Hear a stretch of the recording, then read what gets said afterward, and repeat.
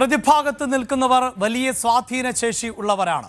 പക്ഷേ എന്തിൻ്റെ പേരിൽ ആണെങ്കിലും ഒരു സ്ത്രീ അപമാനിതയായാൽ, ഒരു സ്ത്രീക്ക് നേരെ ലൈംഗിക അതിക്രമം ഉണ്ടായാൽ അതിന് പിന്നിൽ എത്ര വലിയവന്മാരാണ് എങ്കിൽ പോലും അവരോട് മുഖം ചുളിക്കാൻ ഒരു മടിയും ഇല്ലാത്തവരാണ് മലയാളികൾ. അതുകൊണ്ട് തന്നെയാകണം നമ്മുടെ നിയമ സംവിധാനങ്ങൾ ഒരതിജീവിതയുടെയും മേൽവിലാസം പുറത്തു പോകരുത് എന്ന് വാശി പിടിക്കുന്നുണ്ട്. പക്ഷേ ഇവിടുത്തെ അതിജീവിത എന്നത് എല്ലാവരാലും അറിയപ്പെടുന്ന പ്രമുഖയായ ഒരു സിനിമാ താരം ആണ്. അതുകൊണ്ട് തന്നെ അവർ എവിടെയെങ്കിലും ഒളിച്ചിരിക്കാൻ അല്ല തയ്യാറായത്. ആജ്ഞയുടെ റിപ്പോർട്ടിൽ സൂചിപ്പിച്ചതുപോലെ എന്തിന് അടച്ചിട്ട മുറിയിൽ ഈ കേസ് വിചാരണ ചെയ്യണം എന്ന് അവർ അഭിമാനത്തോടെയാണ് ചോദിച്ചത്. താൻ ചെയ്യാത്ത ഒരു തെറ്റിന്, മറ്റുള്ളവർ ചെയ്ത ഒരു തെറ്റിന് നരാധമന്മാർ എന്ന് വിശേഷിപ്പിക്കപ്പെടേണ്ട കുറേ അധികം ആളുകൾ അവരുടെ മുഖം പുറം ലോകം കാണണം, അവർ ചെയ്ത വൈകൃതങ്ങൾ പുറം ലോകം അറിയണം. അതുതന്നെയായിരുന്നു ആ അതിജീവിതയുടെ നിലപാട്. ആ നിലപാടിൻ്റെ അടിസ്ഥാനത്തിൽ 261 സാക്ഷികളെ ആണ് കോടതി വിസ്തരിച്ചത്. അത്രമേൽ വിശാലമായ വാദം ആയിരുന്നു കേസുമായി ബന്ധപ്പെട്ട് നടന്നത്. കേസിൻ്റെ വിചാരണയുമായി ബന്ധപ്പെട്ട വിവരങ്ങൾ പങ്കുവെക്കുമ്പോൾ ഈ വിവരങ്ങൾ കൂടി ഞങ്ങൾ പ്രേക്ഷകരോട് പങ്കുവെക്കുകയാണ്. 261 സാക്ഷികളെ ഈ കേസുമായി ബന്ധപ്പെട്ട് വിസ്തരിക്കുകയുണ്ടായി. 1600 രേഖകൾ ആണ് കോടതി വിശദമായി പരിശോധിച്ചത്. 1600 രേഖകൾ എന്നതിൽ നിന്ന് തന്നെ എത്രത്തോളം വലിയ കേസ് ആണ്, എത്രത്തോളം വലിയ വാദങ്ങൾ ആണ് നടന്നത്, ഈ വിധി പറയാൻ പോകുന്ന കോടതിക്ക് ഈ കേസ് എത്രത്തോളം പ്രധാനപ്പെട്ടതാണ് എന്നത് മനസ്സിലാക്കാവുന്നതേ ഉള്ളൂ. അതിൽ തന്നെ അതിജീവിതയെ 7 ദിവസം ആണ് വിസ്തരിച്ചത്. ആ ഘട്ടത്തിലടക്കം അതിജീവിത വലിയ മാനസിക സമ്മർദ്ദങ്ങൾ ആണ് നേരിട്ടുകൊണ്ടിരുന്നത്. താൻ അനുഭവിച്ച ആ ദിവസത്തെക്കുറിച്ച് ആരും ഓർത്തെടുക്കാൻ ആഗ്രഹിക്കില്ല. പക്ഷേ പിന്നീട് ഒരുപക്ഷെ കേരളത്തിൻ്റെ പൊതുസമൂഹം കൂടി നൽകിയ പിന്തുണയായിരിക്കാം അവരെ കൂടുതൽ കരുത്തുള്ളവളാക്കി മാറ്റിയത്. അതിജീവിതയെ 7 ദിവസം വിസ്തരിച്ചുവെങ്കിൽ ബൈജി പൗലോസിനെ 87 ദിവസം, അതായത് ഈ അന്വേഷണത്തിന് അടക്കം നേതൃത്വം നൽകിയ പോലീസ് ഉദ്യോഗസ്ഥൻ, അങ്ങനെ പോലീസ് ഉദ്യോഗസ്ഥരിൽ നിന്ന് അടക്കമായിരുന്നു കൂടുതൽ വിശദാംശങ്ങൾ ശേഖരിക്കേണ്ടതായി വന്നത്. ഈ കേസിലെ തന്നെ മറ്റൊരു പ്രധാനപ്പെട്ടയാൾ എന്നത് സംവിധായകനായ ബാലചന്ദ്രകുമാർ ആണ്. ഈ ബാലചന്ദ്രകുമാർ ആര് എന്നത് പ്രേക്ഷകർക്ക് വിശദമായി മനസ്സിലാക്കി തരാം. അതിനു മുമ്പ് ഈ ബാലചന്ദ്രകുമാറിനെ 36 ദിവസം ആണ് വിസ്തരിച്ചത്. അത് കേസിൻ്റെ വിചാരണാ നടപടികൾ തുടരുന്നതിനിടെയുണ്ടായ അപ്രതീക്ഷിതമായ വെളിപ്പെടുത്തലുമായി ബന്ധപ്പെട്ടാണ്. മറ്റൊന്ന് ഡോക്ടർ സുനിൽ, ഫോറൻസിക് വിദഗ്ധൻ ആയ ഡോക്ടർ സുനിൽ ആണ് ശാസ്ത്രീയമായ തെളിവുകൾ അടക്കം ശേഖരിക്കുകയും അതിലേറ്റവും പ്രധാനപ്പെട്ട ഇൻഫർമേഷനുകൾ അടക്കം നൽകുകയും ചെയ്തത്. ഈ കേസിലിടയ്ക്ക് ഏറ്റവും പ്രധാനപ്പെട്ട വിവാദം എന്നത്, അതായത് കേസിൻ്റെ വിചാരണാ നടപടികൾ ആരംഭിച്ച ശേഷം വിവാദത്തിന് തിരികൊളുത്തിയ ഒന്നായിരുന്നു കോടതിയുടെ പക്കൽ ഉണ്ടായിരുന്ന നിർണായകമായ തെളിവായ മെമ്മറി കാർഡ് അനധികൃതമായി പരിശോധിക്കപ്പെട്ടു എന്നുള്ളത്. നമ്മുടെ നിയമ സംവിധാനത്തിൽ പോലും പുഴുക്കുത്തുകൾ ഉണ്ട് എന്ന് ബോധ്യപ്പെട്ട ദിനങ്ങൾ ആയിരുന്നു അത്. അതായത് ഒരു സ്ത്രീ അതിക്രൂരമായ ബലാത്സംഗ ശ്രമത്തിന് ഇരയാകുന്നു. ആ ദൃശ്യങ്ങൾ കൊട്ടേഷനാണ്. ആ ദൃശ്യങ്ങൾ കൊട്ടേഷൻ്റെ അടിസ്ഥാനത്തിൽ പകർത്തുന്നു. അങ്ങനെ പകർത്തിയ ദൃശ്യങ്ങളുടെ ഏറ്റവും പ്രധാനപ്പെട്ട ഡേറ്റ എന്നത് ആ ദൃശ്യങ്ങൾ സൂക്ഷിച്ചിരിക്കുന്ന മെമ്മറി കാർഡാണ്. ആ മെമ്മറി കാർഡ് ഒരുപക്ഷെ മറ്റേതൊരു സ്ഥലത്തേക്കാളും ഏറ്റവും സുരക്ഷിതമായിരിക്കുക എന്നത് കോടതിയുടെ കസ്റ്റഡിയിൽ, കോടതിയുടെ പക്കൽ ഇരിക്കുക എന്നതാണ്. അങ്ങനെ കോടതിയുടെ പക്കൽ ഇരുന്ന മെമ്മറി കാർഡാണ് അനധികൃതമായി പരിശോധിക്കപ്പെട്ടത് എന്നതായിരുന്നു എടുത്തു പറയേണ്ടത്. ദീപ AS വളരെ പ്രധാനപ്പെട്ട ഈ കേസുമായി ബന്ധപ്പെട്ട അടുത്ത വ്യക്തി. 13 ദിവസം ആണ് ദീപ KSനെയും വിസ്തരിച്ചത്. ഇങ്ങനെ വിശദമായ വിസ്താര നടപടികൾ ആണ് ഈ 7.5 വർഷത്തിന് ഇടയിൽ കടന്നുപോയത്. ഇതിനിടയിൽ പലപ്പോഴായി മേൽക്കോടതികളുടെ ഭാഗത്ത് നിന്ന്, സുപ്രീം കോടതിയുടെ ഭാഗത്ത് നിന്ന്, രാജ്യത്തിൻ്റെ പരമോന്നത കോടതിയുടെ ഭാഗത്ത് നിന്നടക്കം എന്തുകൊണ്ട് ഈ കേസിൻ്റെ വിചാരണ നടപടികൾ വൈകുന്നു എന്ന ചോദ്യങ്ങൾ അടക്കം ഉണ്ടായി. അതിന് പല സാങ്കേതികമായ കാരണങ്ങൾ ഉണ്ടായിരുന്നു. ഇതിനിടയിലായിരുന്നു കോവിഡ് എന്ന മഹാമാരി. നമുക്കറിയാം 2017 ഫെബ്രുവരി 17 നടി ആക്രമിക്കപ്പെടുന്നത്. 2017 ഏപ്രിലിൽ ആണ് കുറ്റപത്രം സമർപ്പിച്ചത്. 2018 മാർച്ചിൽ ആണ് വിചാരണ നടപടികൾ ആരംഭിച്ചത്. അതിനുശേഷം 2019 അവസാനത്തോടെ 2020 കോവിഡ് പാരമ്യത്തിലെത്തുകയും അങ്ങനെ നമ്മുടെ സംവിധാനങ്ങളെല്ലാം നിശ്ചലമാക്കപ്പെടുകയും ചെയ്ത വർഷങ്ങൾ ആണ് കടന്നുപോയത്. അങ്ങനെ കോവിഡ് പോലും ഈ വിചാരണ വേളയിൽ വില്ലനായ പശ്ചാത്തലം കൂടിയാണ് ഉള്ളത്. ഇനി നമുക്ക് പരിശോധിക്കേണ്ടത് ഈ കേസുമായി ബന്ധപ്പെട്ട് മറ്റൊരു നിർണായകമായ വെളിപ്പെടുത്തൽ ഉണ്ടായത് സിനിമാ മേഖലയിൽ നിന്നായിരുന്നു. അവിടെ ദിലീപിനെതിരെ ബാലചന്ദ്രകുമാർ എന്ന സംവിധായകൻ നടത്തിയ വെളിപ്പെടുത്തലുകൾ കേസിൽ വലിയ വഴിത്തിരിവാണ് സൃഷ്ടിച്ചത്. തുടരന്വേഷണത്തിലേക്ക് പോലീസ് കടന്നതും ബാലചന്ദ്രകുമാറിന്റെ വെളിപ്പെടുത്തലിന്റെ പശ്ചാത്തലത്തിൽ ആയിരുന്നു. ബാലചന്ദ്രകുമാറിന്റെ വെളിപ്പെടുത്തലിന് പിന്നാലെ ആണ് വധഗൂഢാലോചന, തെളിവ് നശിപ്പിക്കൽ അടക്കമുള്ള കുറ്റങ്ങൾ കേസിൽ ദിലീപിനെതിരെ ചുമത്താൻ അന്വേഷണ സംഘത്തിന് സാധിച്ചത്. കേസ് അന്വേഷിച്ച ഉദ്യോഗസ്ഥരെ അപായപ്പെടുത്താനുള്ള ഗൂഢാലോചന നടന്നു എന്ന ബാലചന്ദ്രകുമാറിന്റെ വെളിപ്പെടുത്തലും വലിയ തോതിൽ ചർച്ച ചെയ്യപ്പെട്ട ഒന്നായിരുന്നു. നടിയെ ആക്രമിച്ചതുമായി ബന്ധപ്പെട്ട് തനിക്കറിയാവുന്ന കാര്യങ്ങൾ മാധ്യമങ്ങളോട് പങ്കുവച്ചതിന് പിന്നാലെ ഫസ്റ്റ് ക്ലാസ് ജുഡീഷ്യൽ മജിസ്ട്രേറ്റിനോട് ബാലചന്ദ്രകുമാറിന്റെ മൊഴി രേഖപ്പെടുത്താൻ എറണാകുളം CJM കോടതി നിർദ്ദേശിക്കുകയായിരുന്നു. ഇതേ തുടർന്ന് 51 പേജുകൾ ഉള്ള രഹസ്യമൊഴി കോടതി ബാലചന്ദ്രകുമാറിൽ നിന്ന് രേഖപ്പെടുത്തി.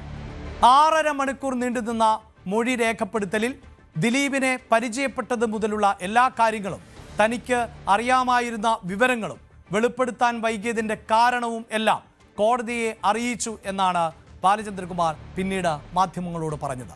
പ്രിയ പ്രേക്ഷകരെ, കോടതിക്കകത്ത് നടക്കുന്ന നടപടികളാണ്, പലതും അടച്ചിട്ട മുറിയിൽ നടന്ന നടപടികളാണ്. അതുകൊണ്ട് തന്നെ ആ നടപടിക്രമങ്ങളുടെ ഭാഗമായവരുടെ പ്രതികരണങ്ങൾ ആണ് നമുക്ക് വിശ്വാസയോഗ്യമായി ഇപ്പോൾ പ്രേക്ഷകരിലേക്ക് എത്തിക്കാൻ സാധിക്കുകയുള്ളൂ.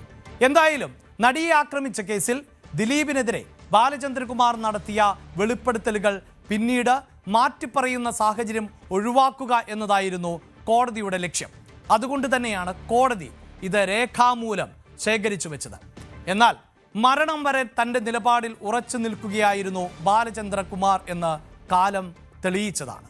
കാലം അതിന് സാക്ഷിയാണ്. ദിലീപിനെതിരെ ഗുരുതരമായ ആരോപണങ്ങൾ ഉന്നയിച്ച ബാലചന്ദ്രകുമാർ അന്വേഷണ സംഘത്തിന് വലിയ തോതിൽ സഹായകരമാകുന്ന നിലപാടാണ് നൽകിയത്. ബാലചന്ദ്രകുമാറിന് 3 തവണ ദിലീപിന്റെ വീട്ടിൽ വെച്ചും ഹോട്ടലിൽ വെച്ചും കണ്ടിട്ടുണ്ട് എന്ന് കേസിലെ 1-ാം പ്രതി പൾസർ സുനി വെളിപ്പെടുത്തുകയും ചെയ്തു. ഇതോടുകൂടി ബാലചന്ദ്രകുമാറിന്റെ പല പ്രതികരണങ്ങളും കൂടുതൽ വിശ്വാസയോഗ്യമാകുന്ന പശ്ചാത്തലം ആണ് ഉള്ളത്. അതായത് ബാലചന്ദ്രകുമാറും ദിലീപും തമ്മിൽ അടുപ്പമുണ്ടായിരുന്നുവെന്ന് ഈ കേസിലെ 1-ാം പ്രതിയായിട്ടുള്ള പൾസർ സുനി തന്നെ പറയുന്ന സാഹചര്യം ഉണ്ടാകുന്നു. പൾസർ സുനിയെപ്പോലെയുള്ള സുഹൃത്തുക്കൾ ദിലീപിനുള്ളത് കൊണ്ട് തന്നെയും താൻ ഇത്തരം വെളിപ്പെടുത്തലുകൾ നടത്തിയാൽ തൻ്റെ ജീവന് പോലും ഭീഷണിയുണ്ട് എന്നും ബാലചന്ദ്രകുമാർ പലപ്പോഴായി മാധ്യമങ്ങളോട് പറഞ്ഞതാണ്. എങ്കിലും മരണം വരെ താൻ ആ മൊഴികളിൽ ഉറച്ചു നിൽക്കുമെന്നും ബാലചന്ദ്രകുമാർ വ്യക്തമായി പറഞ്ഞു. ആ വാക്ക് ബാലചന്ദ്രകുമാർ പാലിക്കുകയും ചെയ്തു. ഹൃദയ സംബന്ധമായ അസുഖങ്ങളെ തുടർന്ന് ചികിത്സയിൽ കഴിയുകയായിരുന്ന ബാലചന്ദ്രകുമാർ 2024 ഡിസംബർ 13-നായിരുന്നു അന്തരിച്ചത്. ഇനി പ്രിയപ്പെട്ട പ്രേക്ഷകരെ സൂചിപ്പിച്ചു കഴിഞ്ഞു, 7.5 പതിറ്റാണ്ടായി കാത്തിരിക്കുന്ന ഒരു വിധി. അതുമായി ബന്ധപ്പെട്ട സുപ്രധാനമായ മറ്റൊരു ചുവടുവെപ്പ് നടക്കാൻ പോകുന്നു. വിചാരണ കോടതി കേസ് വീണ്ടും പരിഗണിക്കുകയാണ്. ഇനി പരിഗണിക്കുമ്പോൾ തീർച്ചയായും എന്നാകും ഈ കേസിൽ വിധി പ്രസ്താവിക്കുക എന്ന തീയതി അറിയാൻ സാധിക്കും എന്നാണ് മനസ്സിലാക്കേണ്ടത്. പ്രത്യേകിച്ച് ഞാൻ നേരത്തെ സൂചിപ്പിച്ചതുപോലെ സുപ്രീം കോടതി തന്നെ പലയാവർത്തി ചോദിച്ചു കഴിഞ്ഞിരിക്കുന്നു, എന്തുകൊണ്ട് വിചാരണ വൈകുന്നു, വിധി വൈകുന്നുവെന്ന്. ആജ്ഞ എന്താണ് ശിക്ഷയായി ലഭിക്കുക, ആർക്കൊക്കെ ശിക്ഷ ലഭിക്കും, അതിജീവിതയ്ക്ക് നീതി ലഭിക്കുമോ? ഈ ചോദ്യത്തിനുള്ള ഉത്തരം ആണ് മലയാളികൾ തേടുന്നത്. പ്രതിഭാഗം അഭിഭാഷകൻ വലിയ പ്രതിരോധം തീർക്കുമ്പോഴും എന്താണ് പ്രോസിക്യൂട്ടറുടെ പ്രതീക്ഷ, എന്താണ് അതിജീവിതയുടെ പ്രതീക്ഷ?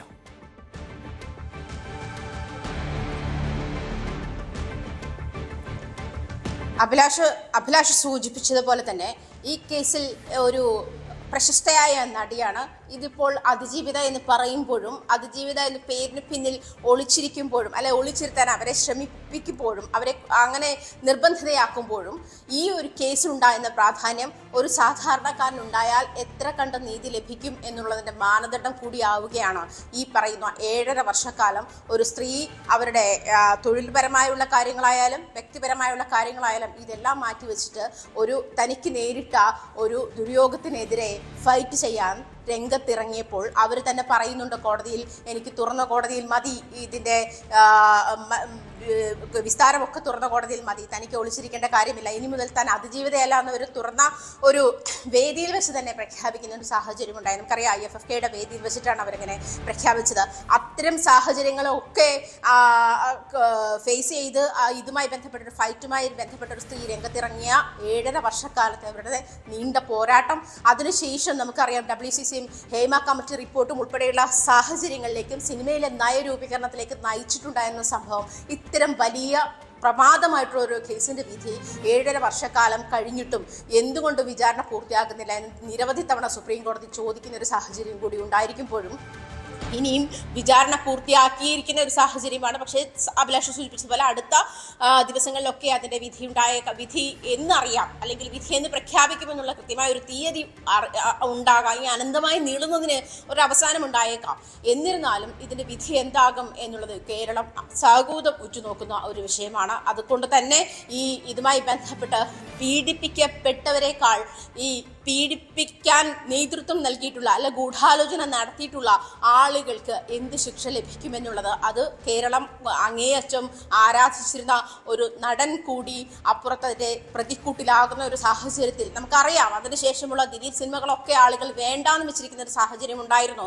മിക്കവാറുമുള്ള ദിലീപിന്റെ സിനിമകളൊക്കെ വമ്പൻ ഫ്ലോപ്പായിരിക്കുന്ന ഒരു സാഹചര്യമാണ്. ദിലീപ് പല തവണയായി പല സാഹചര്യത്തിലുമൊക്കെ ഇതിലേക്ക് സിനിമ ഫീൽഡിലേക്ക് തിരിച്ചു വരാനും അല്ലെങ്കിൽ പല തരത്തിലുള്ള പരീക്ഷണങ്ങളൊക്കെ നടത്തിയിട്ട് വന്നിട്ടും ആളുകൾ, അതായത് പൊതുജനം അത് അക്സെപ്റ്റ് ചെയ്തില്ല എന്നുള്ളത് ഈ ഒരൊറ്റ കാരണം കൊണ്ടാണെന്ന് നമുക്കറിയാം. അങ്ങനെയുള്ളൊരു സാഹചര്യത്തിൽ അഭിലാഷ് സൂചിപ്പിച്ചതുപോലെ ഈ പോലീസ് 1000 ചിൽവാനം രേഖകൾ പരിശോധിച്ച് 32ഓളം ഇലക്ട്രോണിക് ഡിവൈസിൽ നിന്നും ശേഖരിച്ചുള്ള രേഖകൾ, ഇവരും തമ്മിലുണ്ടായിരുന്ന സംഭാഷണങ്ങൾ, ലെറ്റർ, ഇതുമാതിരിയുള്ള 200 ചിൽവാനം പ്രതികളെ ആളുകളെ വിസ്തരിച്ച് മൊഴിപ്പകർപ്പുകൾ രേഖപ്പെടുത്തി ഇത്തരം കാര്യങ്ങളൊക്കെ ഉണ്ടായിരുന്ന ഒരു വലിയ കേസിൻ്റെ അന്തിമ വിധി എന്താകും എന്നുള്ളത് കേരളം തന്നെ അങ്ങേയറ്റം സാഹചര്യത്തോടെ നോക്കിയിരിക്കുന്ന ഒരു സാഹചര്യമാണ്. ഈ വിധി മറിച്ചായാൽ പോലും ഒരുപക്ഷെ അതിജീവിതം അതുമായി മുന്നോട്ട് പോകുന്ന ഒരു സാഹചര്യം ഉണ്ടാകുമെന്നാണ് മനസ്സിലാക്കാൻ കഴിയുന്നത്. നമുക്ക് വളരെ വ്യക്തമായിട്ട് പല തരത്തിലുള്ള ഇടപെടലുകൾ ഉണ്ടായിട്ടും പല തരത്തിലുള്ള സമ്മർദ്ദങ്ങൾ ഉണ്ടായിട്ടും പോലീസ് ഈ കേസിലെ തെളിവുകൾ ശേഖരിക്കുന്നതിൽ പിന്നോട്ട് പോയില്ല എന്നുള്ളതാണ് ഈ കേസിലെ പ്രധാനമായിട്ട് ശ്രദ്ധേയമായിട്ടുള്ള കാര്യം. കാരണം ദിലീപിനെ അറസ്റ്റ് ചെയ്യുന്നതിന് മുന്നേ കൃത്യമായ രേഖയുണ്ടായിരുന്നു, കൃത്യമായ തെളിവുണ്ടായിരുന്നു. ആ തെളിവിൻ്റെ അടിസ്ഥാനത്തിലാണ് ദിലീപിനെ അറസ്റ്റ് ചെയ്യുന്ന ഒരു സാഹചര്യം ഉണ്ടായത്. അതല്ലാതെ ദിലീപിനെ സംശയത്തിന് നിഴലിൽ കസ്റ്റഡിയിലെടുക്കുകയും അറസ്റ്റ് രേഖപ്പെടുത്തുകയും ചെയ്തതായിരുന്നില്ല എന്നുള്ള കാര്യം കേരളത്തിന് അറിയാം. അങ്ങനെ ഒരു സാഹചര്യത്തിൽ നേരത്തെ നമ്മൾ സൂചിപ്പിച്ചതുപോലെ ഏറ്റവും പ്രധാനപ്പെട്ട ഈ കേസിലെ ഏറ്റവും നാണം കെടുത്തുന്ന ഒരു സാഹചര്യം മെമ്മറി കാർഡുമായി ബന്ധപ്പെട്ടുള്ള ടാമ്പറിംഗ് ആണ്. മെമ്മറി കാർഡ് ടാമ്പർ ചെയ്തിരിക്കുന്ന ഒരു സാഹചര്യത്തിൽ 3 തവണ അതിൻ്റെ ഹാഷ് വാല്യൂ മാറുന്നു. അതും അങ്കമാലി മജിസ്ട്രേറ്റിൻ്റെ കയ്യിൽ മെമ്മറി കാർഡ് സൂക്ഷിക്കാൻ ഉപയോഗിച്ചിരിക്കുന്ന സാഹചര്യത്തിലാണ് അത് അവർ മെമ്മറി കാർഡ് ഫോണിലിട്ട് നോക്കുകയും ആ ഒരു സാഹചര്യത്തിൽ അവരുടെ ഹാഷ്ടാഗ് മാറുകയും ചെയ്തു. അങ്ങനെ അങ്കമാലി ലീന റഷീദ് ഇതുമായി ബന്ധപ്പെട്ട് കോടതിയിൽ പറഞ്ഞത് ഇതുമായി ബന്ധപ്പെട്ട് അത് കസ്റ്റഡിയിലിരിക്കുന്ന നിയമ സംവിധാനത്തിൽപ്പെട്ട മജിസ്ട്രേറ്റ് പോലെയുള്ള ആളുകൾക്ക് അത് നോക്കാനുള്ള അധികാരമുണ്ട്, അത് പരിശോധിക്കാനുള്ള അധികാരമുണ്ട് എന്ന ഒരു ന്യായീകരണം പറയുകയുണ്ടായി. അതിനുശേഷം ഈ പ്രിൻസിപ്പൽ സെഷൻസ് കോടതിയിലെ ഉദ്യോഗസ്ഥൻ മഹേഷ് മോഹൻ, അതുപോലെ ശിരസ്തദാർ താജുദ്ദീൻ്റെ വിവോ ഫോണിലാണ് ഈ കോടതി വിഷ്വൽസ് കണ്ടത് എന്ന് പറയുന്ന ഒരു സാഹചര്യമുണ്ട്. പക്ഷെ പിന്നീട് വിവോ ഫോൺ എവിടെയെന്ന് ചോദിച്ചപ്പോൾ അത് നഷ്ടപ്പെട്ടു പോയി, അത് ഹാജരാക്കാൻ കഴിയുന്നില്ല എന്നുള്ള വിശ്വസനീയമല്ലാത്ത കാര്യങ്ങളൊക്കെ ആയിരുന്നു അന്ന് കോടതിയിൽ ബോധ്യപ്പെടുത്തുന്ന സാഹചര്യത്തിൽ ഒരു മെമ്മറി കാർഡിൻ്റെ ഇത് പ്രത്യേകിച്ചും ഒരു നടി കൊട്ടേഷൻ സംഘത്താൽ പീഡിപ്പിക്കപ്പെട്ട് അതിൻ്റെ ദൃശ്യങ്ങൾ പകർത്തിയിരിക്കുന്ന ആ ഒരു മെമ്മറി കാർഡ്, പ്രധാന തെളിവായിട്ട് മെമ്മറി കാർഡ് ഇത്രയും സസൂക്ഷ്മം കൈകാര്യം ചെയ്യേണ്ടിരുന്ന ഒരു തൊണ്ടി മുതലാണ് അത് ഇത്ര ലാഘവത്തോടെ അതിൽ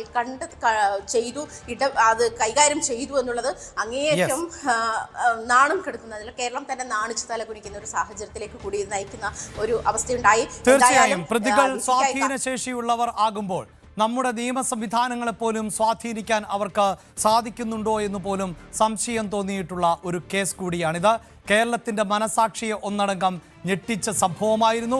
കേരളത്തിലെ സ്ത്രീ സുരക്ഷയുമായി ബന്ധപ്പെട്ട് നിരവധി ചോദ്യങ്ങൾ ഉയർന്നു വന്നിട്ടുള്ള സംഭവമായിരുന്നു. കേരളത്തിലെ ഒരു നടിയുടെ അഭിമാനത്തിന് ക്ഷതമേറ്റ സംഭവമായിരുന്നു. ആ നടി കേരളത്തിൻ്റെ പൊതുസമൂഹത്തോട് ഇതടച്ചിട്ട മുറിയിൽ നടത്തേണ്ട വിചാരണയല്ല, തങ്ങൾ ചെയ്യാത്ത തെറ്റിന് തങ്ങൾ ക്രൂശിക്കപ്പെടേണ്ടതില്ല എന്ന് ഉറക്കപ്പറഞ്ഞ കേസിൻ്റെ വിചാരണയാണ്. അതിനൊക്കെ അപ്പുറത്ത് നിയമ സംവിധാനത്തിന് മുന്നിലേക്ക് ഈ പ്രതികളെ എത്തിക്കുന്നതിന് വേണ്ടി ഇച്ഛാശക്തിയോടുകൂടി മുന്നിൽ വന്ന അതിജീവിതയാണ്. ആ അതിജീവിതയുമായി ബന്ധപ്പെട്ട കേസ് ആണ് ക്രൈം നമ്പർ 297/2017. ആ ഫയൽ ക്ലോസ് ചെയ്യും മുമ്പ് ഇനിയും അറിയേണ്ട ചില കാര്യങ്ങൾ കൂടിയുണ്ട്. അതിൽ പ്രധാനം ഈ കേസിലെ പ്രതികൾ രക്ഷപ്പെടുമോ അതെയോ ശിക്ഷിക്കപ്പെടുമോ എന്നതാണ്. ആർക്കൊക്കെയായിരിക്കും ഈ കേസിൽ ശിക്ഷ ലഭിക്കാൻ പോകുന്നത്? നിരവധി പ്രതികൾ ഉള്ള കേസിൽ 1-ാം പ്രതി പൾസർ സുനി, 8-ാം പ്രതി ദിലീപ്. 8-ാം പ്രതിയായി ദിലീപ് ഈ ക്രൈം ഫയലിൽ ഇടം നേടിയത് ഗൂഢാലോചനയ്ക്കാണ്. ദിലീപ് കുറ്റക്കാരൻ എന്ന് കോടതി കണ്ടെത്തുമോ?